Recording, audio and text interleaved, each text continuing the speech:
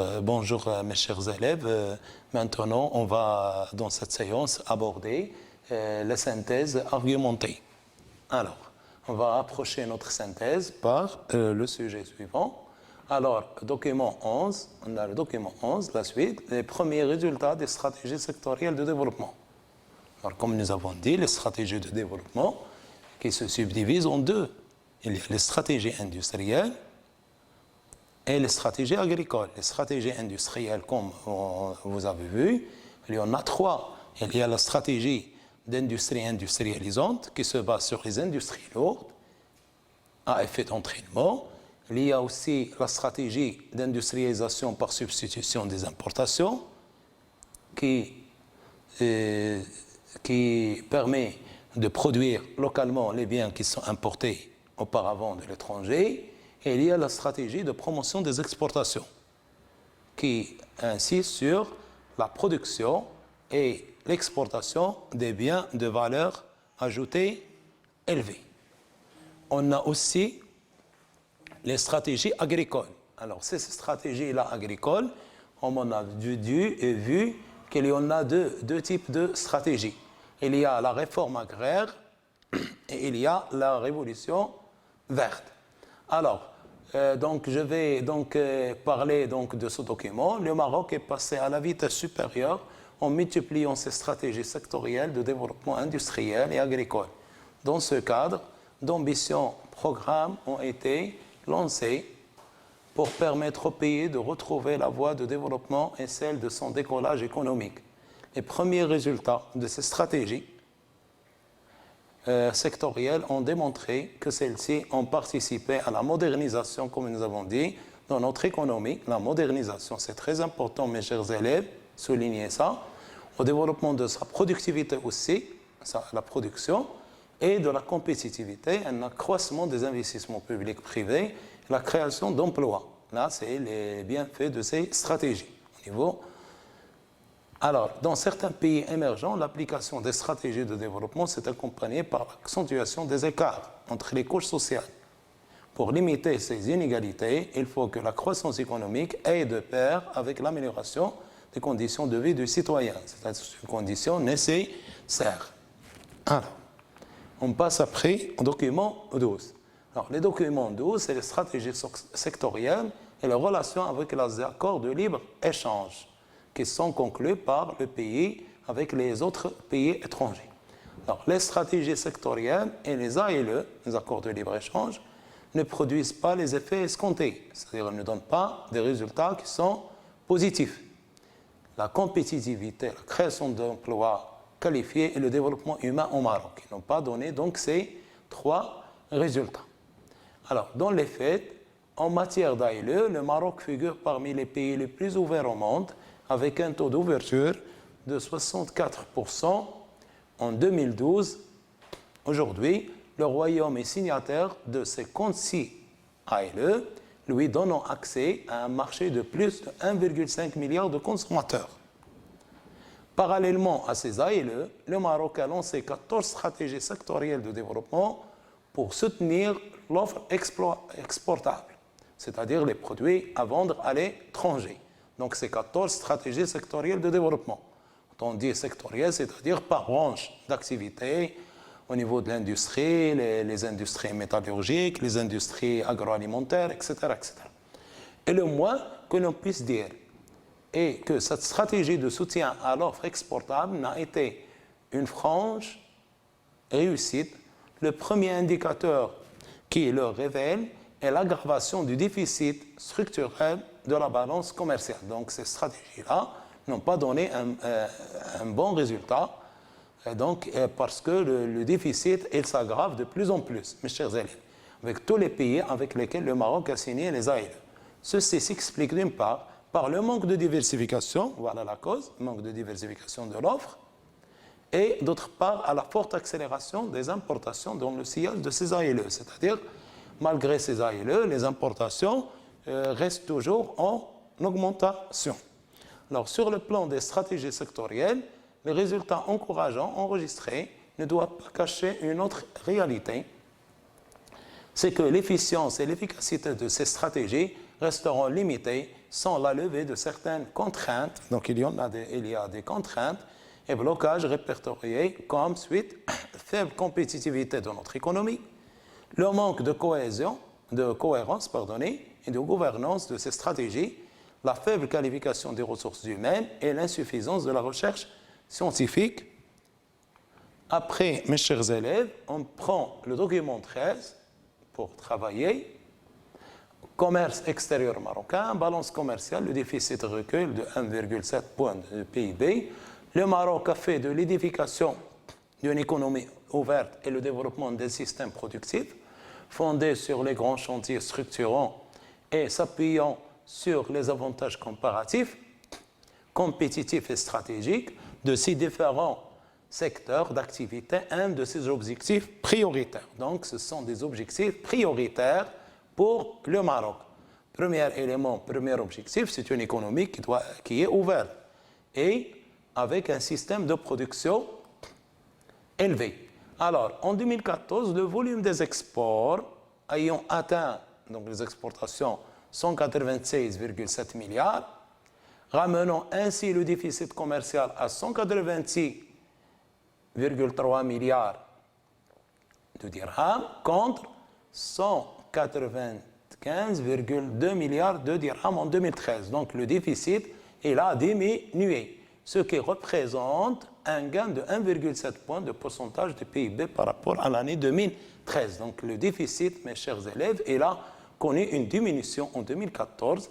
Il était de 195,2 milliards, il est devenu de 186,3 milliards. Donc il y a une amélioration du solde commercial. Alors au niveau de la structure géographique du commerce extérieur marocain, on voit qu'il est focalisé, les importations sont focalisées, concentrées sur l'Europe.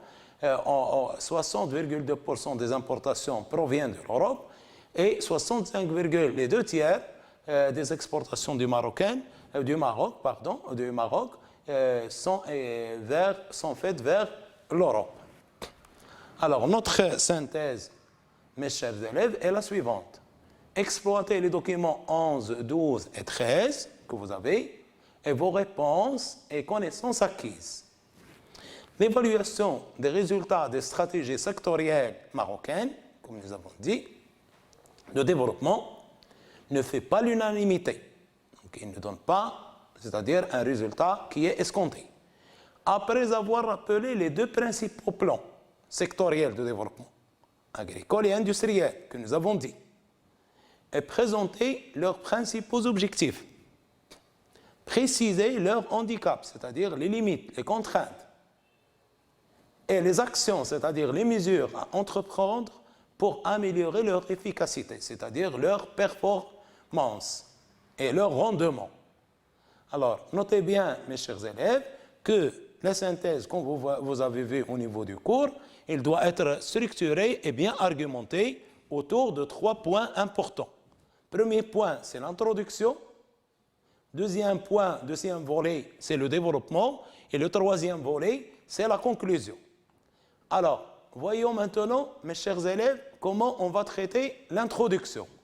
Alors, l'introduction, il se compose de 3 à 4 points importants. Premier point, on parle de ce qu'on appelle de l'accroche, qui constitue, si vous voulez, des idées de base du sujet. Des idées de base du sujet.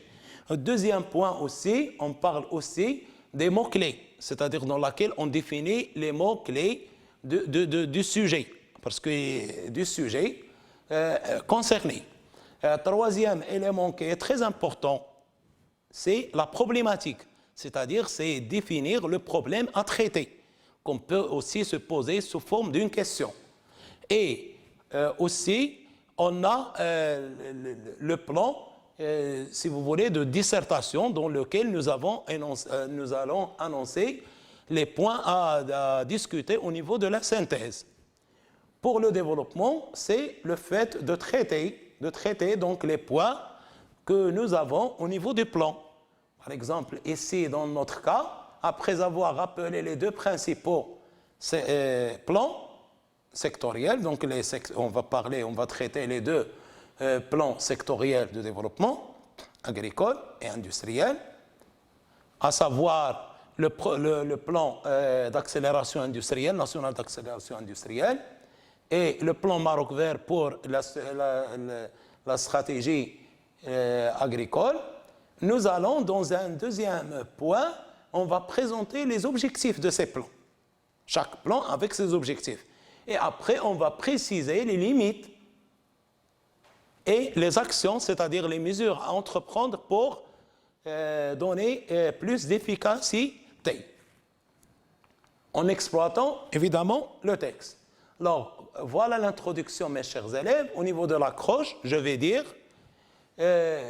pour permettre au Maroc de se mettre sur la voie du développement et celle de son décollage économique, les pouvoirs publics ont lancé 14 stratégies sectorielles de développement, dont les plus importants sont le plan émergence en matière d'industrie, c'est-à-dire dans le cadre du secteur, si vous voulez, secondaire, industriel, le programme émergence en matière d'industrie, et le plan Maroc vert en matière agricole, dans le secteur agricole.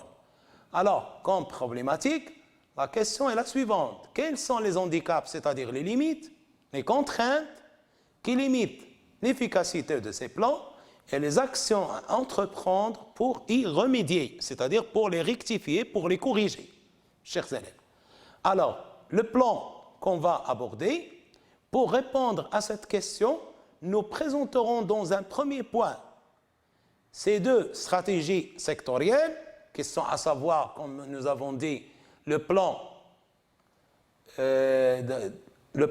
Maroc vert pour l'agriculture et le plan d'accélération industrielle pour l'industrie.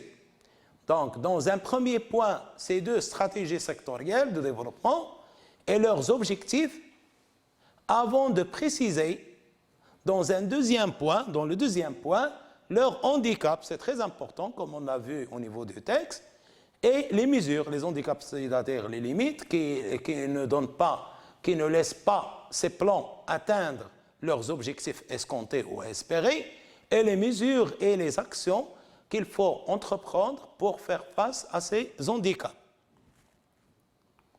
Alors, pour développement, mes chers élèves, on va donc aborder dans un premier point les plans sectoriels de développement et leurs objectifs. Le Maroc a adopté deux stratégies de développement industriel et agricole afin d'entretenir sa compétitivité, sa concurrentialité mondiale et d'améliorer son offre exportable. Ainsi, plusieurs plans sectoriels de développement ont été mis en œuvre. Il s'agit principalement du plan Émergence 2020, c'est une stratégie de développement industriel, et du plan Maroc vert, c'est une stratégie de développement agricole. Alors, les objectifs du plan Émergence, qu'on appelle le plan Émergence ou plan d'accélération d'industriel. Alors, les objectifs du plan Émergence, l'amélioration de la productivité, la création d'emplois et l'accélération industrielle, la promotion des exportations, la mise en place de pôles régionaux de développement intégrés, l'attraction des investissements étrangers, la promotion des industries de substitution aux importations. Les objectifs du plan Maroc vert. Alors, premier objectif, la modernisation de l'agriculture marocaine. Deuxième objectif, le développement de la productivité de l'agriculture et sa compétitivité. Troisième objectif, mes chers élèves, on a la création de l'emploi, c'est créer les postes de travail pour réduire le chômage. Surtout, on parle là, au niveau du plan Maroc vert, d'un chômage qui est rural. Alors, et enfin, l'amélioration du niveau de vie de la population, comme on a dit, qui vit dans le milieu rural. Alors, dans le deuxième point du développement, les handicaps des plans sectoriels de développement et les mesures à entreprendre et à prendre. Les handicaps. Alors, premier handicap, comme nous avons dit, les stratégies sectorielles de développement sont ambitieuses. Cependant, elles resteraient limitées pour les raisons suivantes. Premier point, il y a une faible compétitivité de nos entreprises parce que nos produits ne sont pas concurrentiels par rapport aux pays étrangers. Il y a un manque de cohésion et de gouvernance de ces stratégies. C'est-à-dire là, nous parlons de la gestion de ces stratégies-là. Après, nous avons le manque d'intégration entre les secteurs et l'absence d'une vision globale, c'est-à-dire à cause de ce qu'on a appelé la désarticulation et le dualisme, l'existence de secteurs modernes et de secteurs traditionnels. Il y a aussi la faible qualification des ressources humaines, c'est-à-dire des personnes, de l'ouvrier, de la main-d'œuvre. Et après, nous avons l'insuffisance de la recherche scientifique. Les mesures qu'il faut entreprendre ou apprendre comme action de correction pour que ces sujets, pour que ces plans, si vous voulez, ou ces stratégies nous donnent des résultats positifs, les mesures nécessaires pour que ces plans assurent un développement au Maroc sont, première chose, améliorer la cohésion, la cohérence et de gouvernance des stratégies sectorielles. Deuxième chose, la qualification des ressources humaines avec la formation et l'enseignement, apprentissage. Après, promouvoir la recherche scientifique, c'est-à-dire lui donner un budget qui est très élevé pour l'encourager. Et après, nous avons les facilités administratives, l'amélioration du climat des affaires, l'accélération des réformes juridiques pour faciliter l'investissement et la création de nouvelles entreprises. Alors, mes chers élèves, on arrive maintenant à la conclusion. Comme nous avons dit, on a traité l'introduction et le développement. Pour la conclusion, il faut donc faire un bref, si vous voulez, un petit résumé du sujet et aussi ce qu'on appelle un élargissement du sujet, c'est-à-dire l'ouverture à d'autres thèmes. Donc, la conclusion, les stratégies sectorielles de développement s'inscrivent dans une logique de modernisation des activités économiques où le Maroc possède de véritables avantages compétitifs. Certes, certainement, mes chers élèves, en réalité, le Maroc a tiré certains profits de ces stratégies, mais leur efficacité reste limitée, comme on a vu, à cause de certains handicaps, par certains handicaps qu'il faut surmonter afin de réaliser un décollage et le développement économique. Donc, enfin, mes chers élèves, je vous remercie de votre attention et à la séance prochaine.